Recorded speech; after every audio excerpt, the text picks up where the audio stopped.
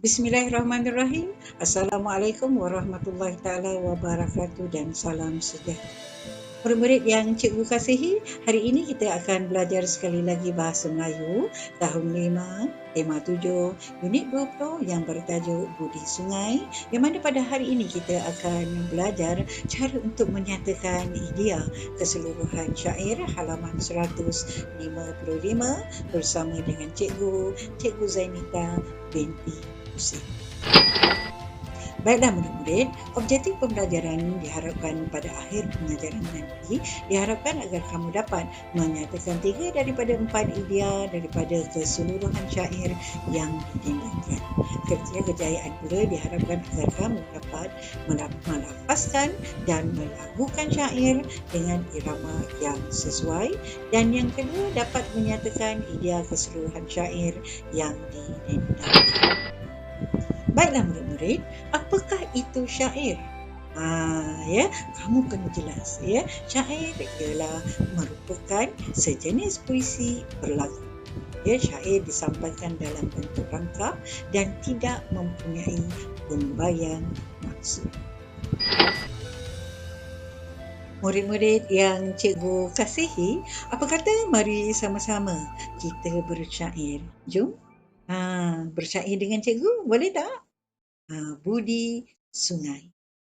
Dengarlah ini, wahai saudara, kisah sungai yang terpelihara, jernih airnya hingga muara, menarik minat teruna dara, haiwan akuatik bebas bersarang, ikan buaya, udang memerang. Bawah sinaran cahaya terang, mencari makanan tidak berkurang. Kepada tumbuhan sungai berjasa, pepohon segar nyaman dirasa. Indahnya alam dirakam lensa, tenang fikiran, hidup selesa. Demi manusia sungai dijaga, airnya diminum terasa lega. Sumber pertanian ekonomi warga, sungai khazanah amat berharga. Baiklah murid-murid, tadi kita dah pun bersyair kan? Macam mana? Rasa seronok kan bersyair? Tajuk Budi Sungai, mengisahkan tentang sungai. Dengarlah ini, wahai saudara. Maksudnya suruh kita sama-sama mendengar tentang kisah sungai yang terpelihara. Jadi tugas kita seterusnya, kita mesti menyatakan idea berdasarkan kepada idea keseluruhan pada syair yang telah kita dendangkan tadi. Yang kita dah baca, yang kita ni dah dendangkan, dan kita mesti faham maksud yang hendak disampaikan melalui dendangan syair ini. Baiklah, dengarlah ini wahai saudara, kisah sungai yang terpelihara. Jernih airnya hingga muara, menarik minat teruna dara. Jadi bila air sungai itu jernih, maka ramailah orang datang. Banyaklah yang datang berkelah di tepi sungai. Haiwan akuatik bebas bersarang, ikan buaya, udang memerang. Ini dia merupakan haiwan akuatik juga bebas bersarang, dan di sungai juga ikan buaya, udang memerang juga dapat hidup di dalam sungai yang jernih airnya, yang tidak kotor, yang tidak tercemar. Ya, bawah sinaran cahaya terang mencari makanan tidak berkurang. Jadi mereka juga dapat mencari makanan, kan? Jadi kepada tumbuhan sungai berjasa, jadi tumbuh-tumbuhan juga dapat tumbuh hidup subur di tepi-tepi di tebing-tebing sungai tersebut sebab airnya bersih dan jernih. Ya, kemudian dapatlah tumbuh pohon segar. Ya, bila ada pohon segar baru kita rasa nyaman. Kan, pemandangan pun nampak indah dan kita juga boleh berkelah di bawah pohon yang tumbuh dengan segar. Jadi barulah pemandangan nampak indah. Di rakam lensa maknanya boleh ambil gambar di situ. Ya, jadi tenang fikiran hidup, selesa fikiran kita akan jadi lebih tenang, menyebabkan kita dapat hidup dengan lebih selesa. Baik demi manusia sungai dijaga. Jadi untuk keharmonian, keselesaan hidup manusia, sungai perlulah dijaga supaya airnya yang jernih dapat diminum. Ya, kemudian sumber pertanian ekonomi warga, sungai khazanah amat berharga. Ya, jadi warga yang hidup di situ di tepi sungai itu, manusia yang hidup di tepi sungai juga dapat menjadikan bercucuk tanam, menjadikan sebagai sumber pertanian. Kenapa? Sebab air sungai boleh dijadikan sebagai sumber untuk menyiram tumbuh-tumbuhan yang mereka tanam. Ya, sungai khazanah amat berharga. Jadi khazanah yang ada dalam sungai itu memang sangat berharga yang tidak ternilai harganya. Jadi kita nak bentukkan, kita nak bina pula ayat-ayat yang kita dah faham maksudnya berdasarkan syair yang diberikan ini dalam bentuk baitan. Itu dia. Syair ini berkisahkan menggunakan ayat yang lebih baik lagi, yang lebih dramatis.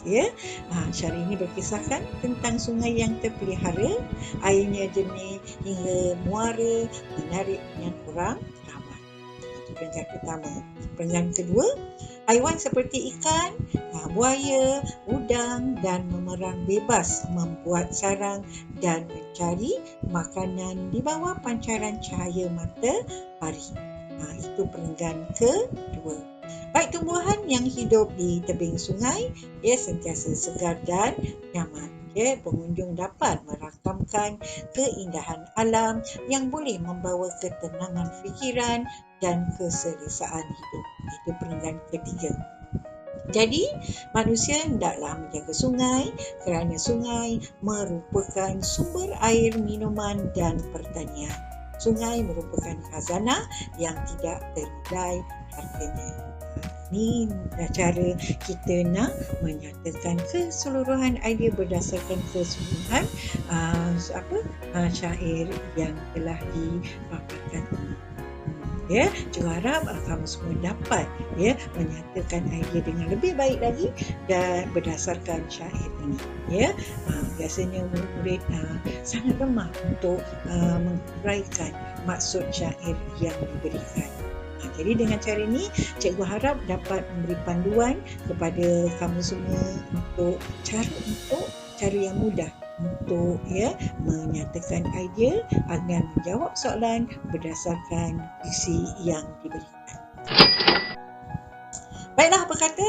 Jom kita uji indah. Soalan tak susah, jangan susah hati. Jom sama-sama uji.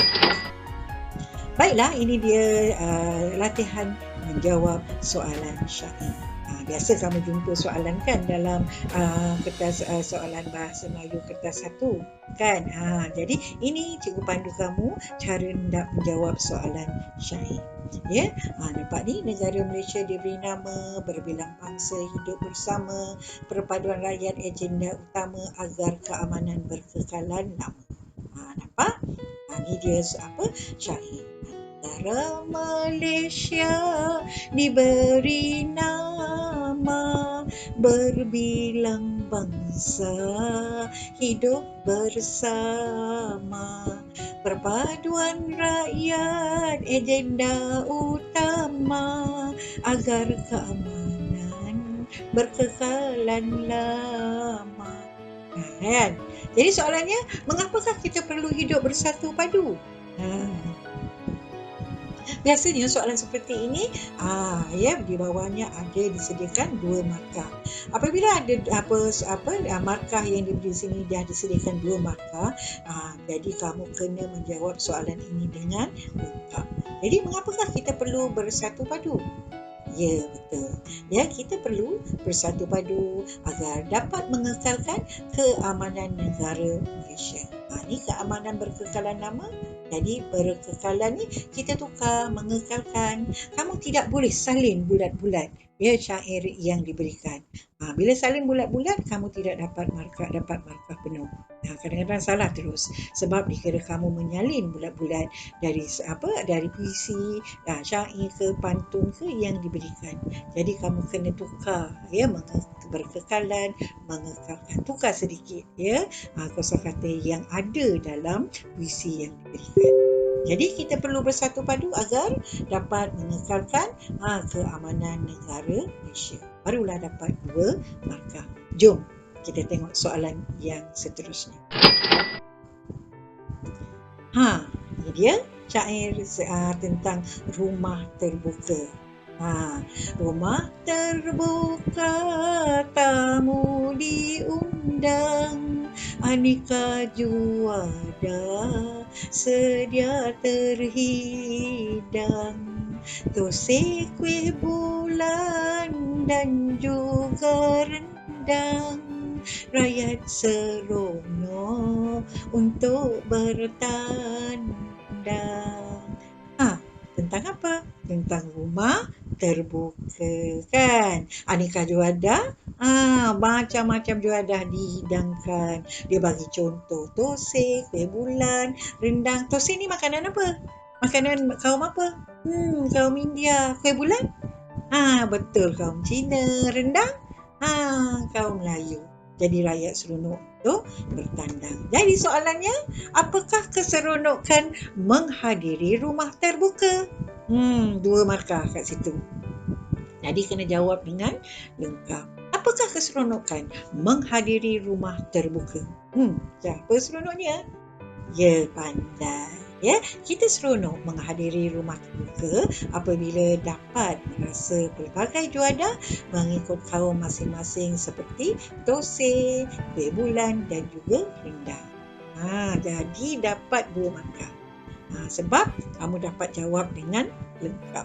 Ada subjek, ada predikat dan juga perluasan predikat ataupun keterangan tentang isi yang diterangkan. Okey? Aku harap kamu faham. Jom kita saksikan soalan yang ketiga. Tentang apa pula ni? Semua tahu syair apa ni, kan? Saudagar tahu akan dirinya, hampirlah mati kepada rasanya, lalulah memanggil akan anaknya, dicium kepala dengan tangisnya. Tentang cerita saudagar yang sakit lama dan dia tahu dia akan mati, jadi dia panggil anaknya, kan? Kemudian dia cium kepala dengan tangisnya. Jadi apakah yang dilakukan oleh saudagar? Kita dah faham, kan? Petikan ni. Jadi apa yang dilakukan oleh saudagar? Pandai. Saudagar telah memanggil anaknya, lalu dicium kepala anaknya sambil menangis. Ayat puisi kita tukarkan kepada ayat penyata. Baru dapat 2 markah. Jom kita soalan keempat. Baik, soalan seterusnya. Syair seterusnya, sambungan syair yang ketiga tadi. Katanya, wahai cahaya mataku, tinggallah Tuhan buah hatiku, hampirlah mati gerangan aku, baiklah Tuhan tingkah dan laku. Syair ni bentuk apa? Pandai. Bentuk nasihat kepada siapa? kepada anaknya. Macam mana tahu kepada anaknya? Nasihat kepada anaknya. Wahai cahaya mataku. Kita tukarkan kepada anaknya. Jadi, soalannya, apakah nasihat saudagar kepada anaknya? Pandai ya. Saudagar telah memberi nasihat kepada anaknya agar menjaga budi bahasa dan tingkah laku apabila beliau meninggal dunia nanti. Barulah layak dapat 2 markah. Cikgu harap ini sekadar panduan ya. Cikgu harap kamu dapat menjawab soalan berbentuk puisi dengan lebih baik lagi selepas ini. Baiklah, ini pula merupakan QR code dan pautan skema jawapan soalan Nanti To Be Bahasa Melayu Kertas 1 dalam modul Kuasai Bahasa Melayu tahun 4 hingga tahun 6. Cikgu harap kamu dapat menjawab soalan ini dengan lebih baik lagi kerana jawapan telah cikgu sediakan. Aduhai anak muda remaja, jika ananda menjadi kaya, hati yang betul hendak disaja, serta rajin gigih bekerja. Itu sahaja. Sekian, selamat maju jaya. Sekian, wabillahi taufiq wal hidayah. Wassalamualaikum warahmatullahi taala wabarakatuh.